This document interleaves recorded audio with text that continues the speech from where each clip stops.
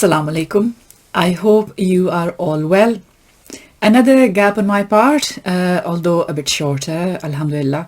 I am a carer for an elderly person and she was quite unwell over the last couple of weeks, so I've not had a chance to do research and record another video, but alhamdulillah she's better now.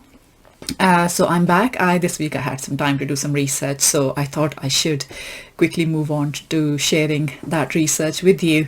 I hope you're all well, all of my listeners, and do tell me as well where you are based. Are you in the UK? Are you listening in from Pakistan, from America? Do just pop something in comments because it just gives me a bit of a sense of who my listeners are.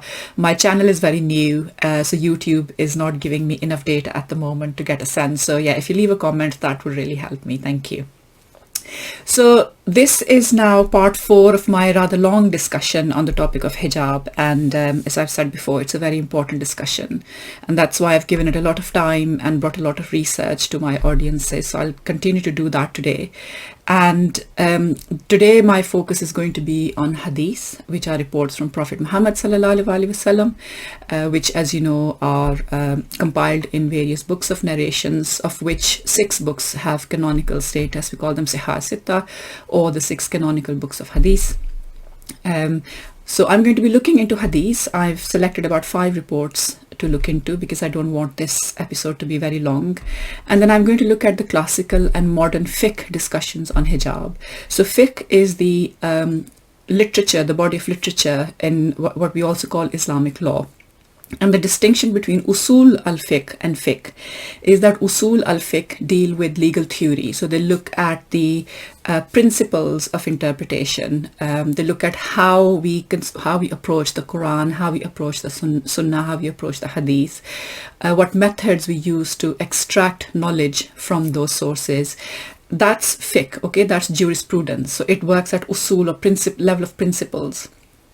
And then you have fiqh itself, which is the actual rules and regulations that result from that process. Okay, so that's the distinction between the two, although often people use those terms interchangeably. So I'm going to look at hadith pertaining to hijab, and then I'm going to look at fiqh. But I'm going to look at both classical fiqh from the early time of Islam. So I'm talking about roughly 3 to 5 centuries when after the death of Prophet Muhammad sallallahu alaihi wasallam. That's when our legal theory is taking shape. That's its formative period. And then you have the post-formative period, which is roughly 5th to the 8th century of Islam. Modern fiqh, of course, is all of the rules and regulations and the fatwas, the non-binding legal opinions that we hear around us at the moment. You find them on the internet, you find them from scholars in their books. It's all the discussions we have which are around the do's and don'ts, the rules and regulations. Okay, so that's modern fiqh. That's the fiqh of our time. In fact, maybe I should call it postmodern. That's the world we live in at the moment. Before I delve into Hadith and fiqh, I just want to make very brief points about Hadith as a source of knowledge, because Hadith is very controversial as a source of knowledge, and currently it's very controversial, especially amongst the younger generations. Hadith has proliferated a lot.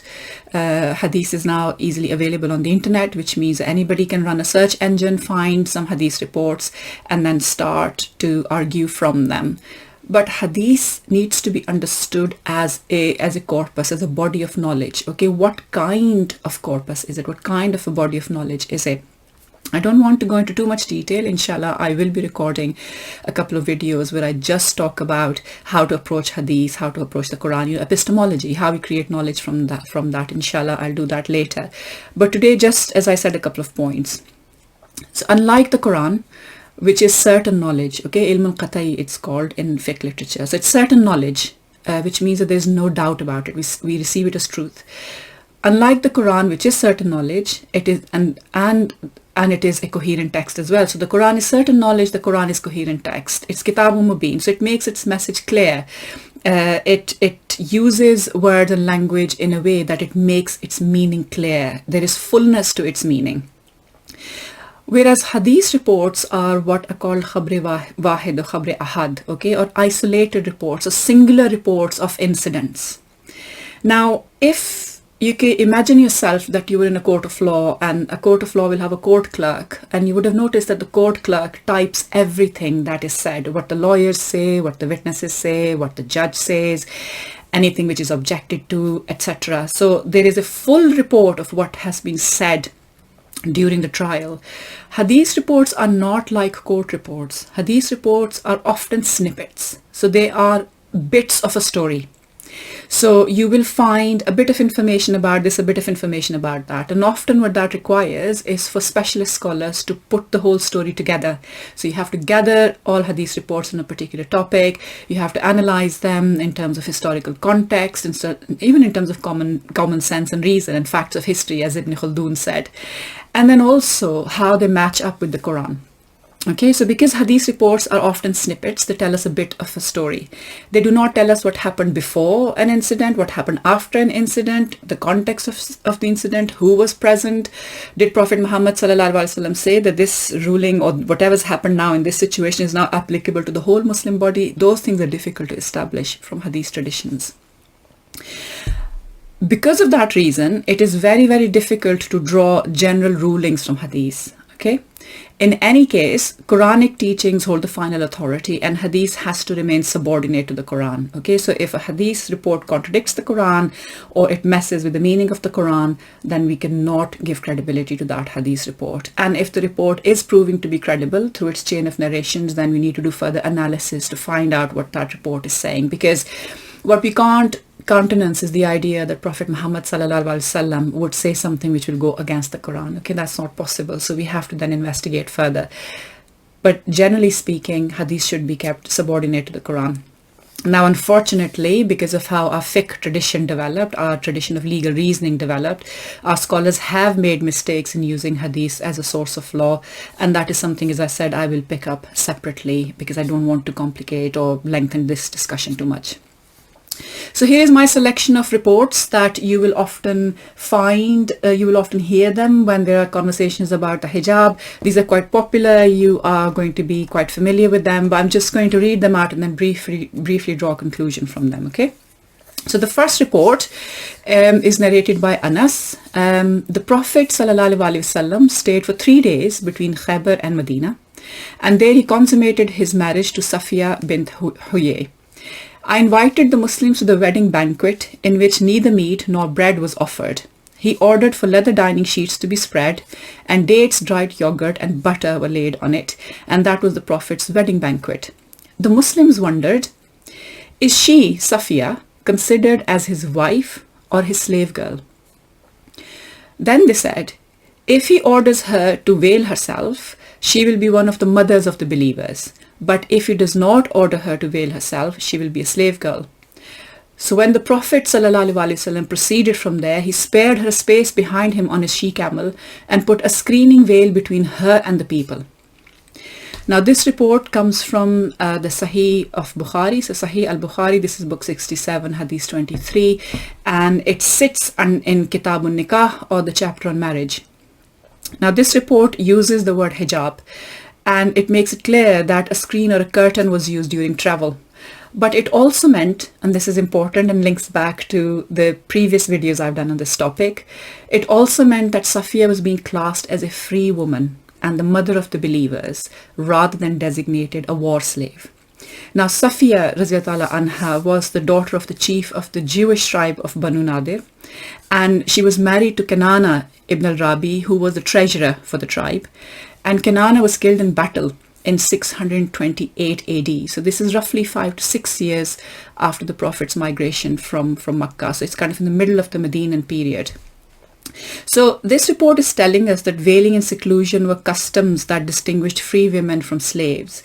And in keeping with the Al-Ahzab verses that I have discussed previously, the Prophet's wives were specifically told to seclude from people. Okay, so you can see how this is happening. But you can also see the symbolism here, that if Safiya had actually appeared unveiled, then the Muslim community would consider her a war slave.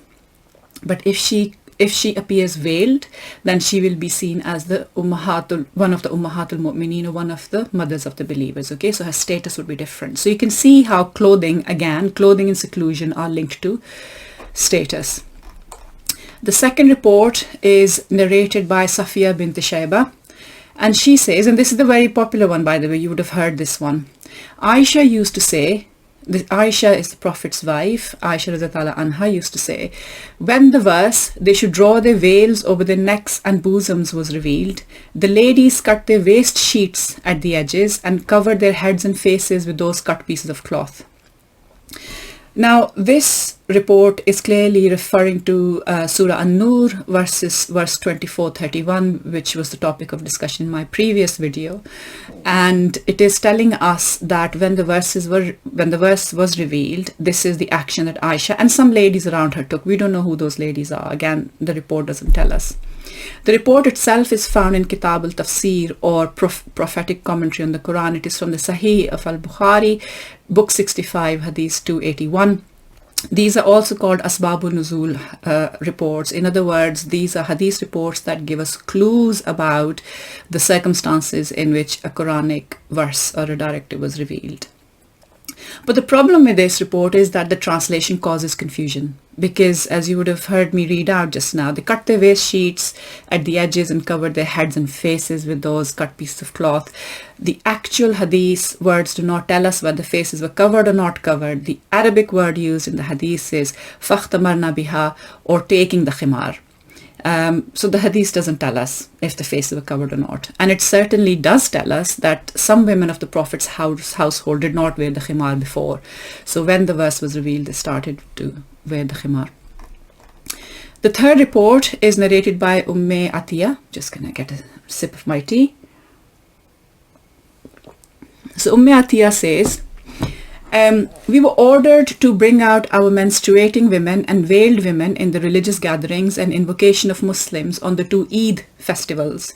These menstruating women were to keep away from their musalla, or the place of prayer. A woman asked, "O Allah's Messenger, what about one who does not have a veil?"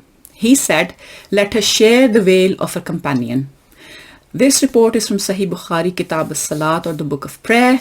This is Book 8, Hadith 3. Interesting that Bukhari has included it in the Book of Prayer. So he links it with dress code for prayer, basically. Now, the report itself uses the word jilbab, or the outer cloak or outer bigger shawl that women used to wear. And it's interesting to note here just how lenient Prophet Muhammad sallallahu alaihi wasallam is being towards the women, okay? Because, as I've said before, clothing was very expensive. Not everyone owned a khimar or a jilbab, and Islam, in any of its rulings, does not want to cause hardship. And we're seeing that example from Prophet Muhammad himself, that he's not trying to cause hardship. So he says, just share your jilbab. So he's actually quite lenient and soft in this matter. The fourth report I brought is from Umar. I said, "O Allah's Messenger, good and bad persons enter upon you. So I suggest that you order the mothers of the believers, that is your wives, to observe veils." Then Allah revealed the verses of Al-Hijab. This is from Sahih al-Bukhari. Again, this is from Kitab al-Tafsir, or the chapter on prophetic commentary on the Quran. Again, book 65. And this is Hadith 312. Now we find some other reports as well where Umar, who's the second caliph, is warning Prophet Muhammad about the dangers to his household from the mischief makers in Medina. We know that the Prophet's wives were being harassed by the hypocrites, the enemies of the Muslim community, especially when they were going out early in the morning or later at night to relieve themselves, because there was no indoor plumbing or indoor toilets back then. So women had to go out of the village boundaries to relieve themselves, and that's when they were being harassed.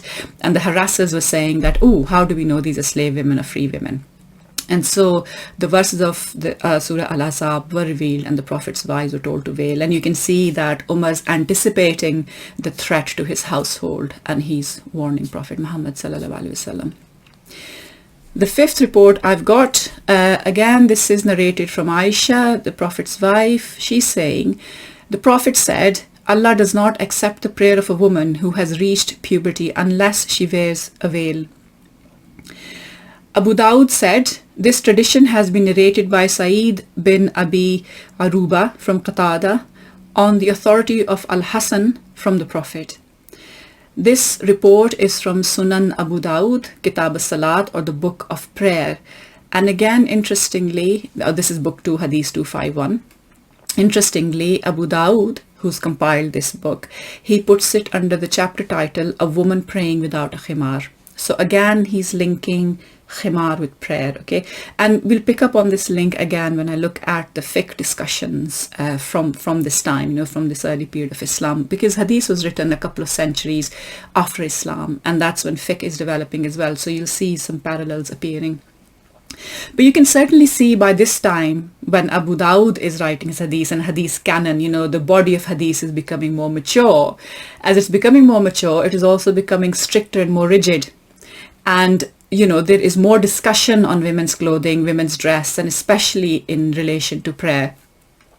Now, the reason why I'm mentioning this is that classical fiqh literature also tells us that until the 5th century of Islam, women were actually allowed to pray unveiled in mosques, and they did not have to cover their heads, and actually slave women did not even have to cover their upper body.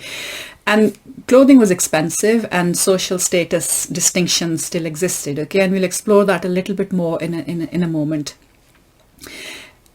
In any case, none of these reports give us sufficient detail to prescribe a form of dress for women. And what is again interesting, and I've said this before, that when we read the Quran and when we read the Hadith, we also have to notice silences, okay? What is it that God has chosen not to talk about? What it is that God has chosen to keep vague?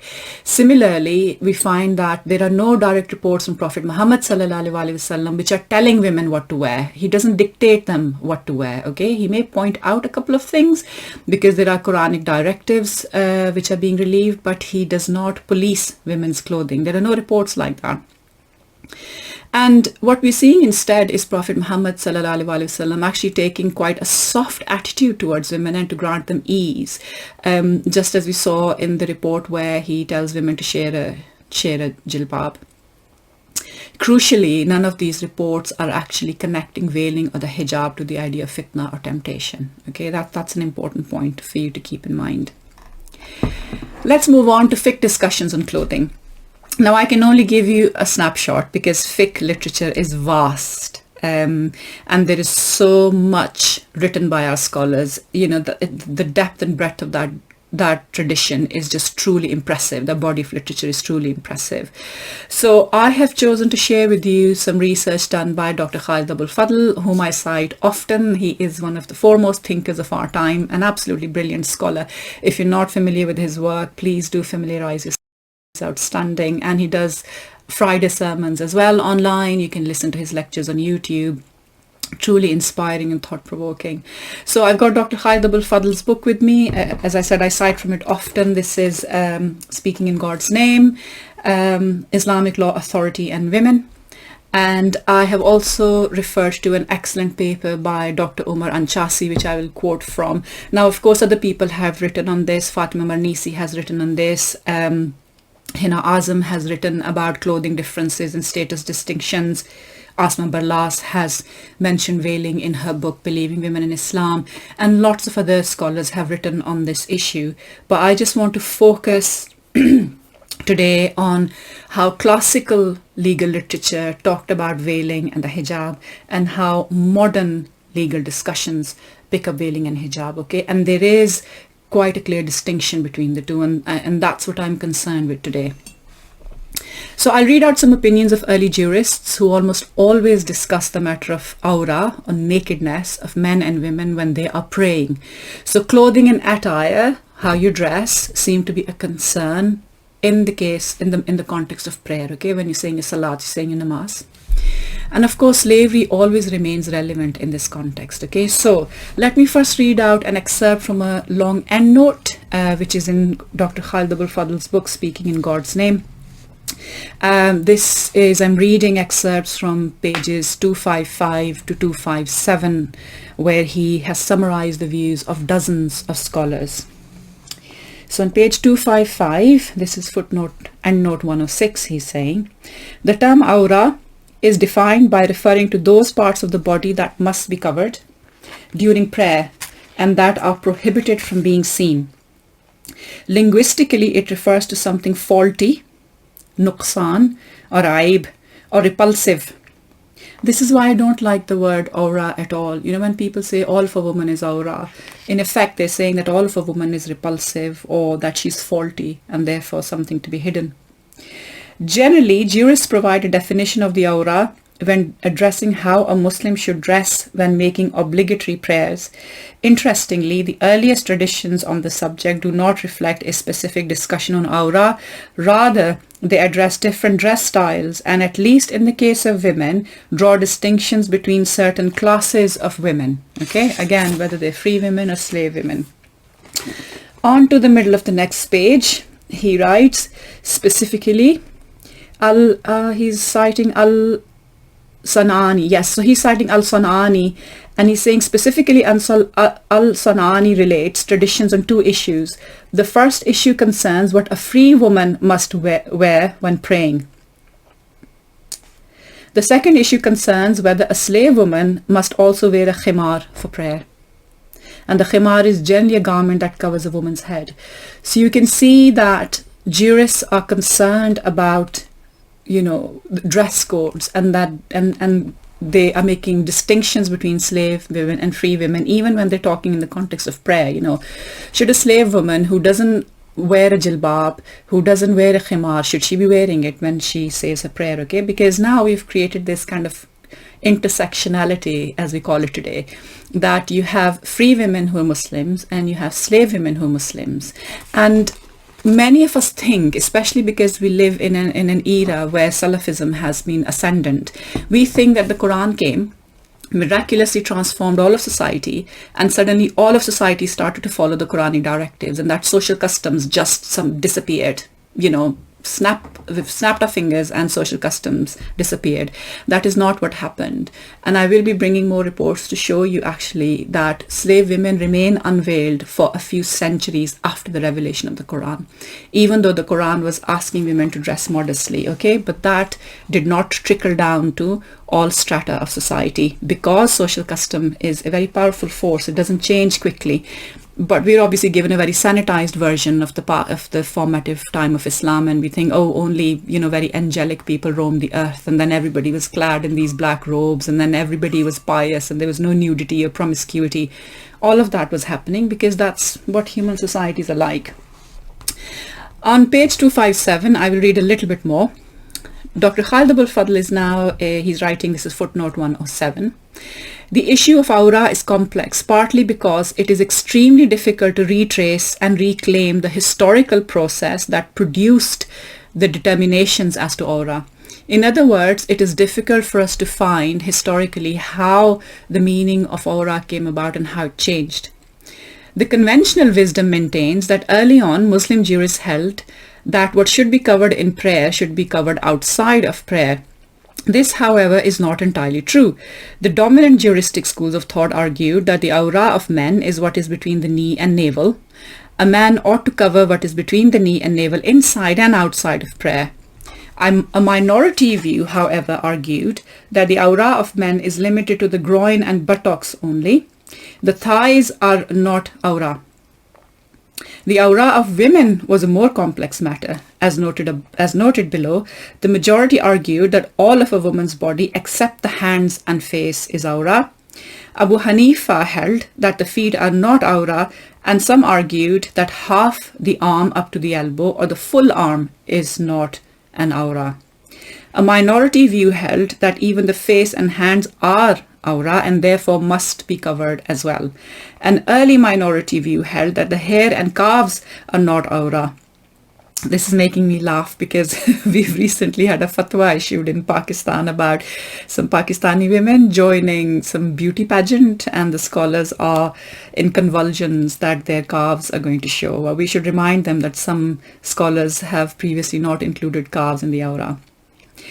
In addition, some argued that women must cover their hair at prayer but not outside of prayer. Importantly, the jurists disagreed on whether the covering of the awra is a condition precedent for the validity of prayer. Okay, so the jurists are in disagreement about what is the awra and how it should be covered, and is the covering of the awra a condition for the prayer to be valid. Now keep listening, it gets even more interesting. I remember once I was in East London Mosque, and this young lady comes up to me and she says, "You're wearing jeans, your prayer is not going to be held valid." And if I tell her this now, she's going to be shocked. Anyway, Dr. Khalid continues, "Interestingly, Malik reportedly allowed people to pray naked. if they were unable to procure dressing garments. So there were people in society who were so poor that they could not procure clothes.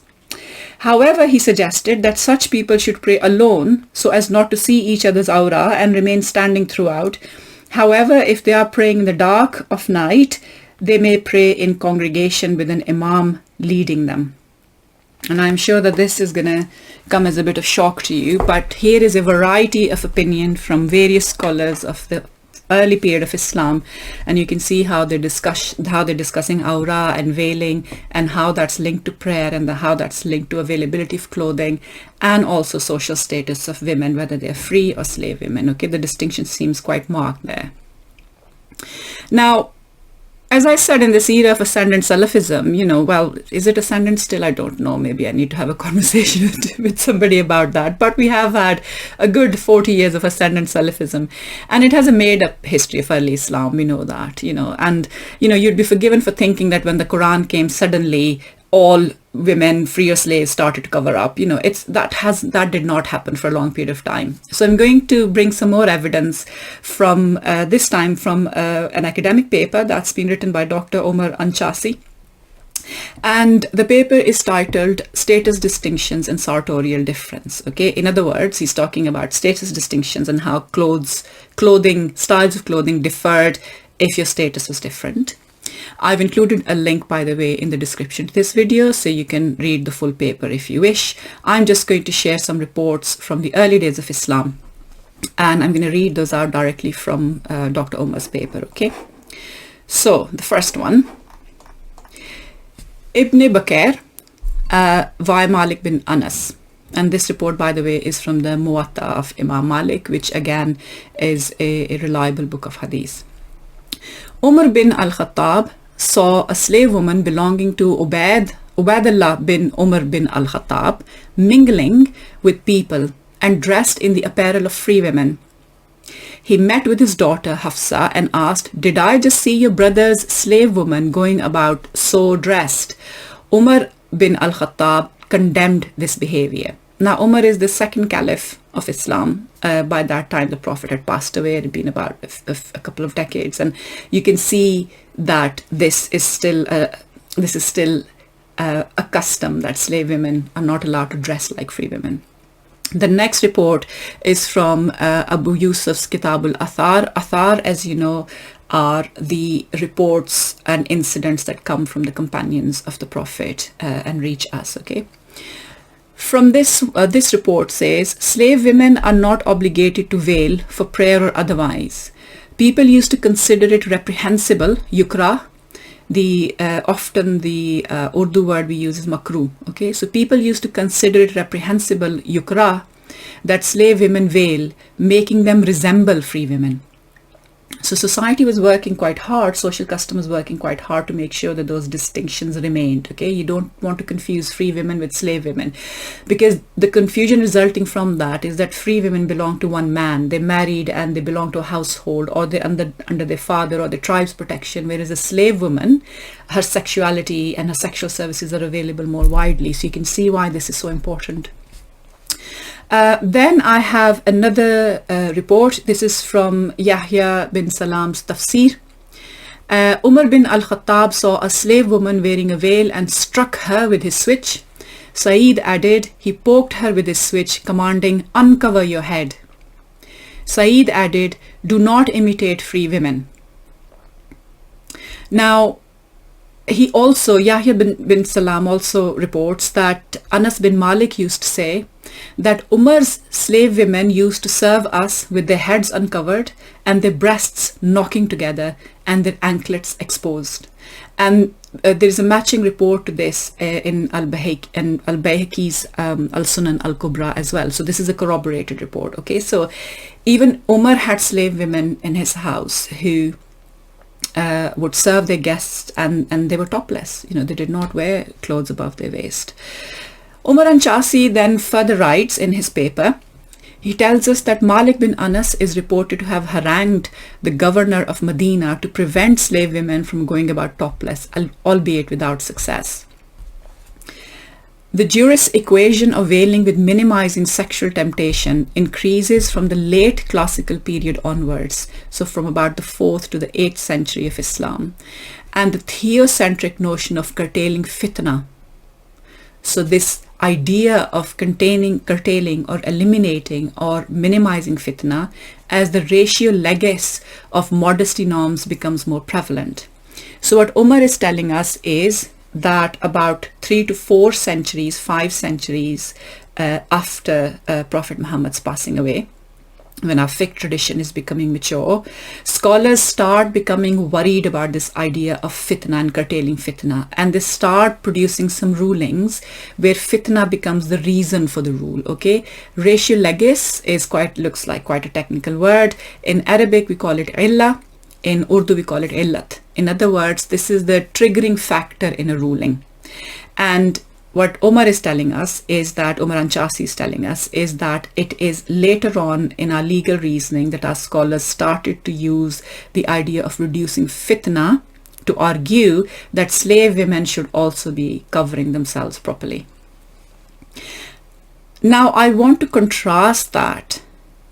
All of these discussions that our classical scholars were having about 1,000 years ago, I want to now contrast and compare them with how our modern, current, contemporary scholars are talking about women's dress.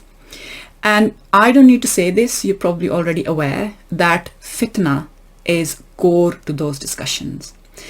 In other words, that later development in classical law about talking about fitna has now become central to discussions about women's attire. And this fitna discourse is dominant in our times.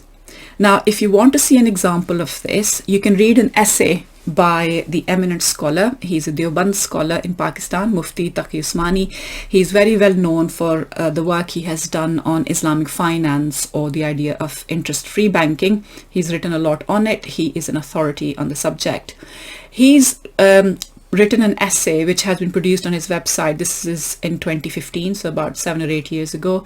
I've given a link in the description so you can read the full essay.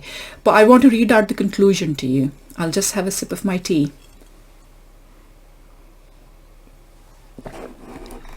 So he concludes, this is recent, okay? The upshot is that a woman is commanded in the Noble Quran to stay in her house and not emerge except when there is a need. Moreover, if she were to emerge due to a need, then she is commanded to conceal the face by donning the jilbab or burqa. Burqa, as you know, is the head to toe veil, in a manner that she does not unveil her face.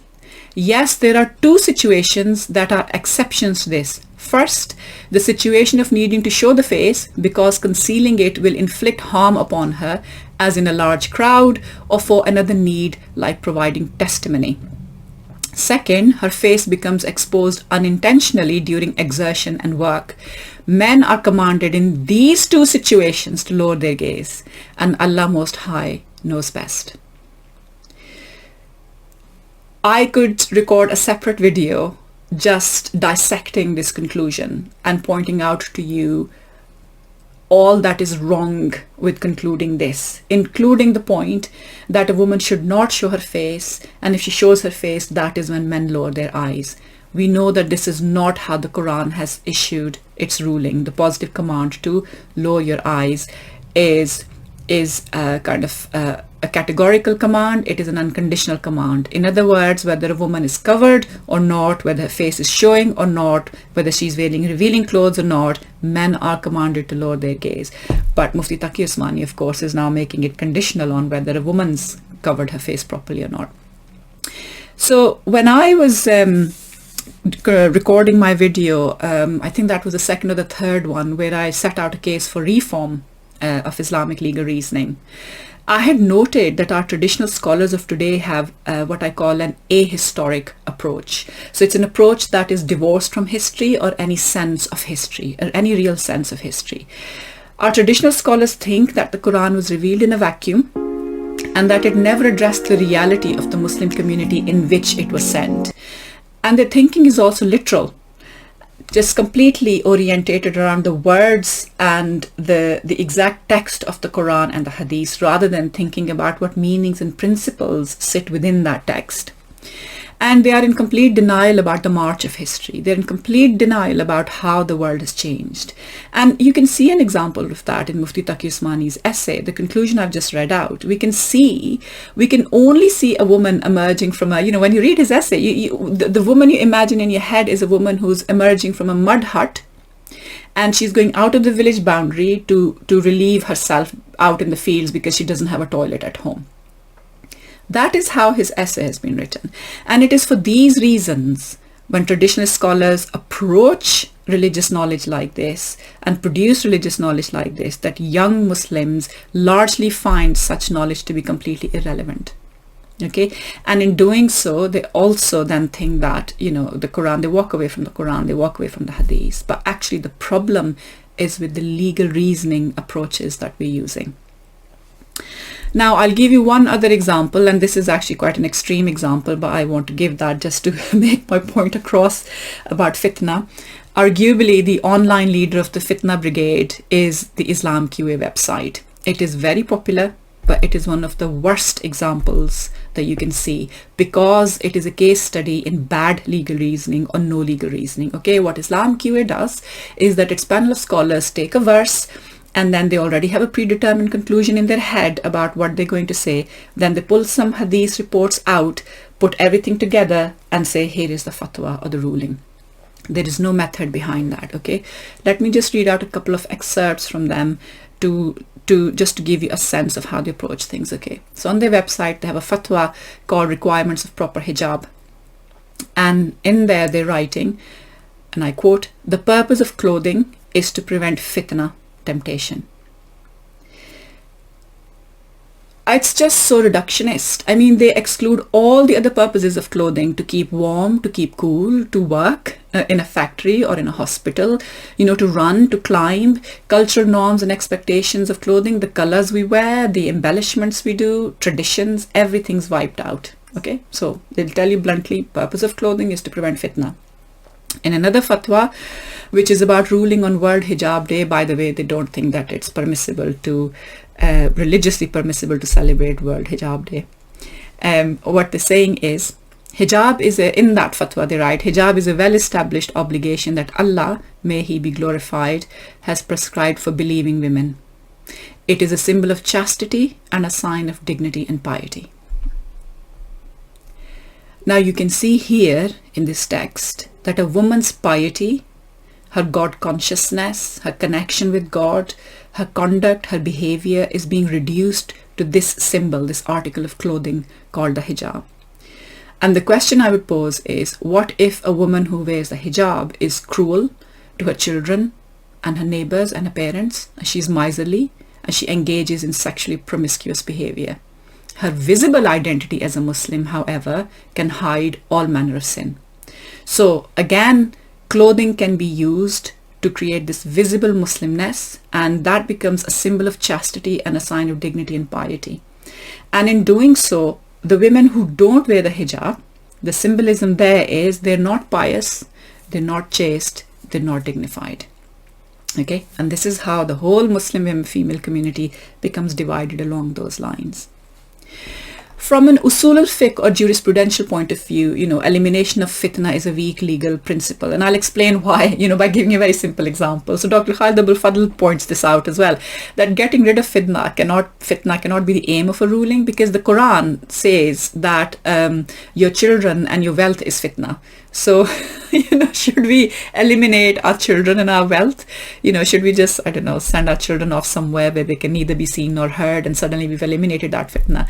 The Quran never asks us to eliminate that fitna. I mean, the Quran never calls women fitna, but it does say that your children and your wealth can be fitna. But it doesn't ask us to eliminate them. What it is cautioning us against is that just be mindful that in your pursuit of wealth, you do not start perpetrating any injustice. So, to argue that the goal of covering women is to eliminate fitna is actually very, very poor legal reasoning, because the illat or the racial legis or the triggering factor is not sound. So if anyone wants to get into deeper legal discussion with you, you can use that argument to make your point. I mean, the second point here is, who are we trying to protect here? I mean, if there is protection from fitna, who are we trying to protect? Are we trying to protect men? Are we trying to protect women? And this actually is a discussion in itself, and inshallah I'll pick it up in the next video. But all I will say is that there is enough data on crimes against women to tell us that clothing never protected a woman from assault or rape. But inshallah I'll pick that up in detail later. I would argue actually that by linking women's clothing to fitna, scholars have perpetrated a grave injustice, because what they've done is that they've shifted the responsibility for men's crimes onto women. So it is women who get harassed and assaulted, but then men claim that the woman was dressed in such a way, she should have dressed differently, and then she would have been protected. So the onus is shifted on the man. And the case being made is that the woman actually is a temptress. She has incited this temptation and therefore invited this behavior. This is a grave injustice against women, and it creates systemic injustice and oppression of women, which again, inshallah, I'll pick up in the next video. But let's loop back quickly to what the Quran says. The Quran says very clearly, it addresses both men and women, and it says that you need to conduct yourself modestly, and that includes not leering at each other, not behaving in a perverted fashion towards each other. That's what the lowering of the gaze means. Just because a woman does not wear the hijab, or if a woman is dressed smartly or even provocatively, doesn't give permission to a man to misbehave towards her. Okay, we have to keep responsibility where it sits. The culpability of the crime must stay with the person committing the crime. Okay, otherwise injustice is what it's injustice that is caused by that.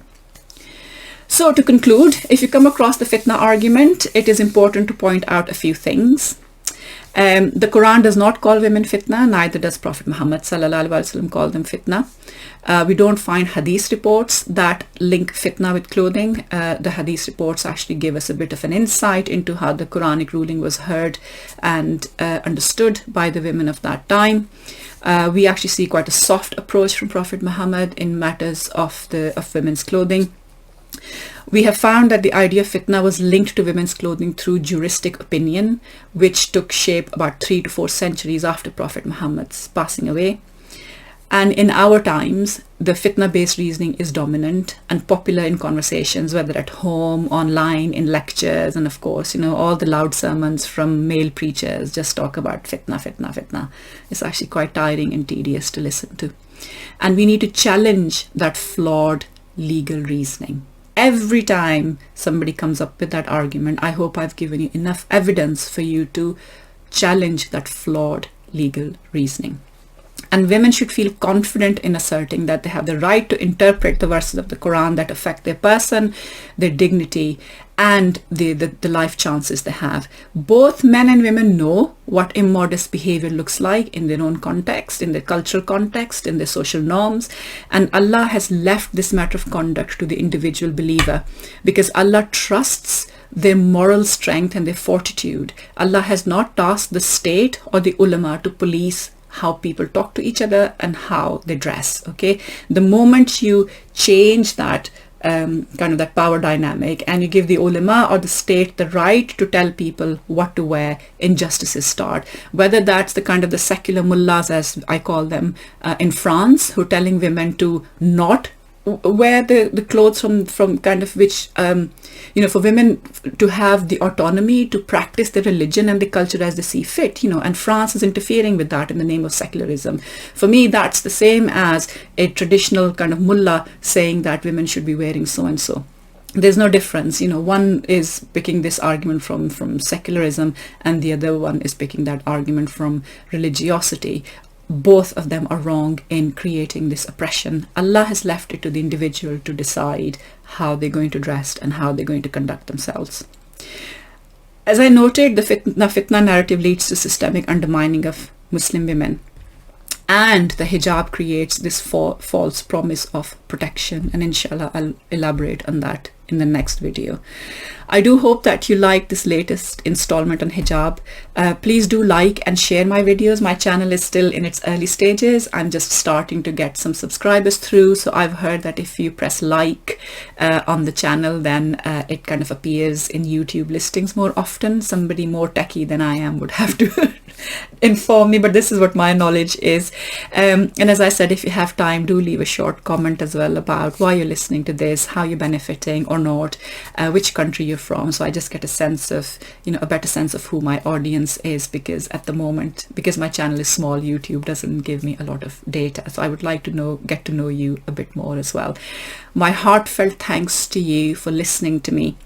I really do appreciate that. It's important that women's voices are heard, and I hope that I am making some contribution in trying to pursue those goals of justice and to try to bring the dynamism and the beauty of Islam to my audiences, and particularly to inspire younger audiences to feel confident about our religion and to understand the politics and to understand how our religion has how we have struggled as a community, what the causes of those struggle are, and how we can address some of those causes and factors and improve the conditions and the potential of the whole Muslim community, inshallah. So thank you very much for listening. Assalamu alaikum.